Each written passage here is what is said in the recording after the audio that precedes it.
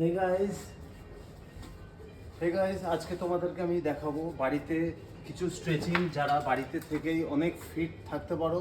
তাই আসো, আমি কয়েকটা এক্সারসাইজ তোমাদের সাথে শেয়ার করি এবং আমি নিজেও পারফর্ম করে দেখাচ্ছি।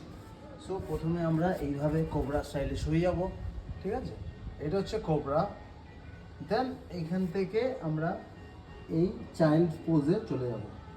এই যে কোবরা, ওকে, এই চাইল্ড।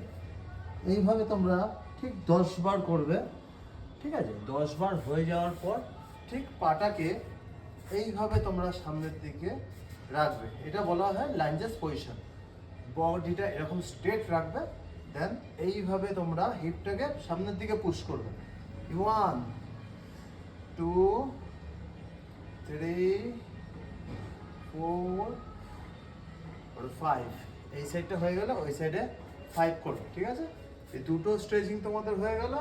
থার্ড স্ট্রেচিং তোমরা এইটা অবশ্যই করবে। এইটা করলে তোমাদের এই স্টিফনেসগুলো কিন্তু বডি থেকে অনেকটাই কমে যাবে। এটা হচ্ছে হ্যামস্ট্রিং স্ট্রেচ, ওকে? এইটা তোমরা এইভাবে করে নেক্সট স্টেপ এইভাবে ঠিক চলে যাবে। হয়ে গেল? এইটা হয়ে গেলে সোজা তোমরা এটাও বোথ সাইড অবশ্যই করবে, 5 থেকে 10 সেকেন্ড করে হোল্ড করবে। আরেকটা লাঞ্জেস পজিশন, এটা সাইড ওয়াইজ, ওকে? যেই পাটা তোমাদের এরকম ফোল্ড করা আছে, সামনের দিকে হাতটা এইভাবে রাখবে আর এইটা অবশ্যই করবে। এটা বলা হয় টি স্পাইন, ঠিক আছে? এই সাইডে 10 বার, আর ঠিক এইটা এইভাবে রেখে এইভাবে এটা 10 বার, ঠিক আছে? এই 10 বার, আর উপরের দিকে ঠিক উইদাউট করবে, ঠিক আছে? এই কটা হয়ে গেলে ঠিক এই বার্ড ডগ পজিশন, এইটা যদি না বুঝতে পারো কতটা ডিস্টেন্স, ঠিক এইভাবে হাতটাকে তোমরা সামনের থেকে এইভাবে মাপবে, দেন এইটাই, ওকে? এই করলাম। এবার এই পাটাকে, পেছনের পাটাকে এরকম ওঠালাম, রাইট? সামনে এইটা হচ্ছে বিগিনার লেভেল।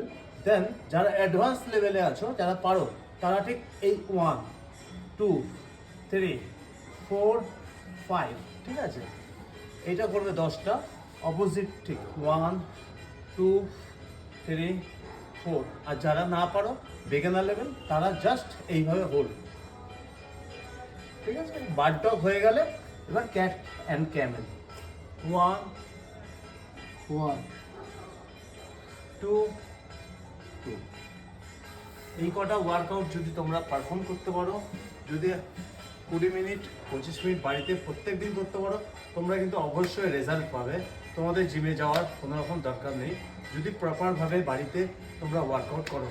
এবং পুরো ভিডিও দেখতে হলে আমার ইউটিউবে অবশ্যই তোমরা ফলো করবে। বাই।